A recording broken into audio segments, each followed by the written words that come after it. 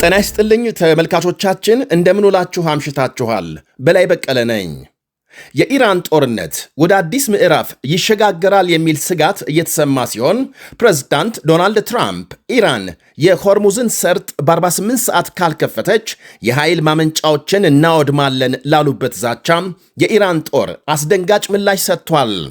ኢራን በእስራኤል ከተሞች በፈጸመችው ጥቃት በመቶዎች የሚቆጠሩ ሰዎች መቁሰላቸው ሲነገር የተጎዱ ሰፈሮችን የጎበኙት ጠቅላይ ሚኒስትር ቤንያሚን ኔታንያሁ በኢራን የሚካሄደው ዘመቻ ተጠናክሮ እንደሚቀጥል ገልጸዋል። አንድ የኳታር ሄሊኮፕተር መከስከሱ ሲነገር በተለያዩ ሀገሮች ሰልፍ መካሄዱ ታውቋል። ሁሉንም በዝርዝር እናቀርባለን። አብራችሁን እንድትቆዩ ጋብዛለሁ። የኢራን ጦርነት ተባብሶ ሲቀጥል ቴሄራን በእስራኤል በፈጸመችው ጥቃት 200 ገደማ ሰዎች መቁሰላቸው ተነገረ። ሌሊቱን ዲሞናና አራድ በተባሉ ሁለት የደቡባዊ እስራኤል ከተሞች ኢራን በፈጸመችው የባለስቲክ ሚሳኤል የቆሰሉት አብዛኞቹ ሰዎች የቦምብ መጠለያ ያልገቡ ናቸው ተብሏል። ጥቃቱ ከእስራኤል የኒኩሌር ምርምር ጣቢያ 13 ኪሎ ሜትር ርቀት ላይ የተፈጸመ ነው ተብሏል። ዛሬ እሁድ በሰሜናዊ እስራኤል በተፈጸመ ተመሳሳይ ጥቃት 15 ሰዎች መጎዳታቸው ተነግሯል። ጦርነቱ ከተጀመረ ወዲህ በእስራኤል ከ4500 በላይ ሰዎች መጎዳታቸው ተመልክቷል። ጥቃቱን የተፈጸመበት አካባቢን የጎበኙት ጠቅላይ ሚኒስትር ቤንያሚን ኔታንያሁ አንድም ሰው አለመገደሉ ተአምር ነው ብለዋል። ነዋሪዎች የአደጋ ጊዜ ድምፅ ሲሰማ በፍጥነት መጠለያ እንዲገቡ አሳስበዋል። נפילת הטיל נפל פה בין הבניינים ואם כולם היו נכנסים בזמן הזה למרחבים የአደጋ ጊዜ ማስጠንቀቂያ ድምፅ ሚሳኤል ከመውደቁ 10 ደቂቃ በፊት የሚለቀቅ በመሆኑ መጠለያ ለመግባት በቂ ጊዜ ነው ብለዋል። ቸልተኛና የተለየ ለመሆን አትሞክሩ በማለትም መክረዋል ጠቅላይ ሚኒስትሩ። እስራኤል በምላሹ በቴሄራንና በተለያዩ የኢራን ከተሞች ከፍተኛ ድብደባ መፈጸሟን ዘገቦች አመልክተዋል። በእስካሁኑ ጥቃት የጤናና የትምህርት ተቋማትን ጨምሮ ከ80 ሺህ ሕዝብ በላይ መገልገያዎች መውደማቸው ይነገራል። በቴሄራን ብቻም 500 የሚደርሱ ትምህርት ቤቶች መጎዳታቸውን የሀገሪቱ መገናኛ ብዙሃን ይጠቅሳሉ። ይህ በእንዲህ እንዳለ አንድ የኳታር ሄሊኮፕተር ተከስክሶ 6 ሰዎች መሞታቸው ተሰምቷል። ዛሬ ጠዋት ስራ ላይ ያለ ተከስክሶ 3 የቱርክ ዜጎችን ጨምሮ 6 ሰዎች የሞቱበት ይሄው የሄሊኮፕተር አደጋ መንስኤ የቴክኒክ ብልሽት ነው ብሏል የሀገሪቱ መንግስት። በሌላ ዜና የአሜሪካ ፕሬዝዳንት ዶናልድ ትራምፕ ኢራን የሆርሙዝ መተላለፊያን በ48 ሰዓት ካልከፈተች የሀገሪቱን የኃይል ማመንጫዎች በሙሉ እመታለሁ ማለታቸውን ተከትሎ የኢራን ጦር ምላሽ ሰጥቷል። ትራምፕ ያሉትን ተፈጻሚ ካደረጉ የሆርሙዝ ሰርጥን ጨርሶ እንደሚዘጋ አስጠንቅቋል። ትራምፕ የኢራንን የኃይል ማመንጫ ከመቱ የሚጎዳው ማመንጫ ተጠግኖ ተመልሶ ስራ እስኪጀምር ሆርሙዝ ተዘግቶ እንደሚቆይ ዝቷል። እንዲሁም የአሜሪካ ጦር ሰፈሮች ያሉባቸው የቀጠናው ሀገራት የኃይል ማመንጫዎች ኢላማ እንደሚሆኑም አክሏል። ይህ የሁለቱ ሀገሮች የቃላት ልውውጥና ዛቻ ጦርነቱ በቀላሉ ሊቆም እንደማይችልና ወደ ቀጠናው ሀገራት እየተቀጣጠለ ወይም እየተስፋፋ ለመሆኑ አመላካች ነው ይላሉ ታዛቢዎች። ትራምፕ ወደ 4ኛ ሳምንት የተሸጋገረውን ጦርነት እንደሚያቀሉና ለማቆም ሁኔታዎችን እያጤኑ መሆናቸውን በገለጹ ማግስት ነው ለኢራን የ48 ሰዓት የጊዜ ገደብ ያስቀመጡት። ሆርሙዝን ሙሉ በሙሉ እንድትከፍት አለዚያም የኃይል ተቋማት ሊመቱ። በሌላ በኩል የትራምፕ እርምጃም በመተላለፊያው መዘጋት ሳቢያም በመላው ዓለም የደረሰው የነዳጅ ቀውስ ጫና እንደፈጠረባቸው የሚያሳይ ነው የሚሉም አሉ። ኢራን በ48 ሰዓት የሆርሙዝን መተላለፊያ ሙሉ በሙሉ ካልከፈተች አሜሪካም የቴሄራንን የተለያዩ ኃይል ማመንጫዎች ትደመስሳለች ይላል ትራምፕ በማህበራዊ መገናኛቸው በዋሽንግተን ዲሲ ሰዓት አቆጣጠር ቅዳሜ ምሽት 1 ሰዓት ከ45 ላይ የለጠፉት ጽሑፍ።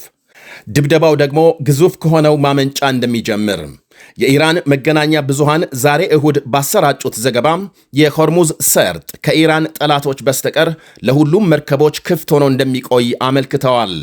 በዓመት እስከ 600 ቢሊዮን ዶላር የነዳጅ ንግድ ይተላለፍበታል። ከዚህ አኳያ በሆርሙዝ ሰርጥ የሚያጋጥም ማንኛውም አይነት መስተጓጎል በዓለም የነዳጅ አቅርቦት ላይ ሰፊ መዘግየት ሲያስከትል፣ ይህም ወዲያው በመላው ዓለም የዋጋ ንረት እንዲፈጠር ያደርጋል። የሆርሙዝ ሰርጥ በኢራንና ኦማን መካከል ሲገኝ መግቢያና መውጫው 50 ኪሎ ሜትር ስፋት አለው። መርከቦች ወደ 10 ኪሎ ሜትር ስፋት ባለው የሰርጡ ክፍል መተላለፍ ግድ ይላቸዋል። በዚሁ የባህር ወሽመጥ የሚተላለፉ ንግድ መርከቦችን በሚያስተጓጉሉ ወገኖች ላይ ወታደራዊ እርምጃ የሚወሰድባቸው ሲሆን በኢራን ኢራቅ ጦርነት ዘመን በግልጽ ታይቷል። የሆርሙዝን መስመር መዝጋት ለኢራን ከመከላከያ ኃይል ባለፈ የኒኩሌር ጦር መሳሪያ እንደመያዝ ይቆጠራል ይላሉ በርካታ ወገኖች። በባህር ወሽመጡ የሚተላለፉ መርከቦችን በማቆምና በማገድ ስትፈልግ በገንዘብ አለዚያም በሌሎች ቅድመ ሁኔታዎች ትደራደራለች። መስመሩን ለመዝጋት ሰርጓጅ መርከቦችን በመጠቀም የሚሳኤል ጥቃት ትፈጽማለች፣ የባህር ውስጥ ፈንጂዎችን ታጠምዳለች ይላሉ። ለዚህ ደግሞ የሀገሪቱ ባህር ኃይል ከፍተኛ አቅም እንዳለው ይነገራል። በሆርሙዝ ሰርጥ መዘጋት የበለጠ ጉዳት ያጋጥማቸዋል ከተባሉ ሀገሮች ሳውዲ አረቢያ አንዷ ስትሆን በቀን 6 ሚሊዮን በርሜል ድፍድፍ ነዳጅ በሆርሙዝ በኩል ወደ ውጭ ትልካለች ይባላል። ጃፓን፣ ደቡብ ኮሪያ፣ ህንድና ቻይናም በሆርሙዝ በኩል ነዳጅ ከሚያስገቡ ሀገሮች መካከል በዋነኛነት ይጠቀሳሉ። ደቡብ ኮሪያ ለምሳሌ ከውጭ ከምታስገባው ወይም ደግሞ ከምትገዛው ነዳጅ ቢያንስ 60 በመቶ በሆርሙዝ በኩል የሚገባ እንደሆነ ሲነገር፣ አሜሪካም በየቀኑ 700 ሺህ ገደማ በርሜል ነዳጅ በሆርሙዝ መስመር ታጓጉዛለች። በአጠቃላይ የሆርሙዝ መዘጋት ከአውሮፓና አሜሪካ ይልቅ ይበልጥ የሚጎዳው ወይም ደግሞ የሚጎዱት የአረብና የእስያ ሀገራት ናቸው ይላሉ የተለያዩ መረጃዎች። በእርግጥ ሀገሮች በተለያየ ጊዜ ሌሎች አማራጮች ለመጠቀም ጥረት ሲያደርጉ የቆዩ ሲሆን ሳውዲ አረቢያ በቀን 5 ሚሊዮን በርሜል ነዳጅ ማጓጓዝ የሚያስችል 1200 ኪሎ ሜትር የሚረዝም የቧንቧ መስመር መዘርጋቷ ለአብነት ይጠቀሳል። የሆርሙዝ ሰርጥ ጦርነቱን ተከትሎ ከተዘጋ በኋላ የመርከቦች ምልልስ 90 በመቶ መቀነሱ ይነገራል። ያም ሆኖ በአሁኑ ወቅት በዚያ የሚያልፉ መርከቦችን ቴሄራን 2 ሚሊዮን ዶላር እያስከፈለች ነው የሚል መረጃም ወጥቷል። የኢራን ፓርላማ አባልን የጠቀሰ አንድ መረጃም ጦርነት ዋጋ የሚያስከፍል በመሆኑ ሀገራቸውም በባህር ወሽመጡ የሚተላለፉ መርከቦችን ገንዘብ የመጠየቅ ሙሉ መብትና ስልጣን አላት ማለታቸውን ጠቅሷል።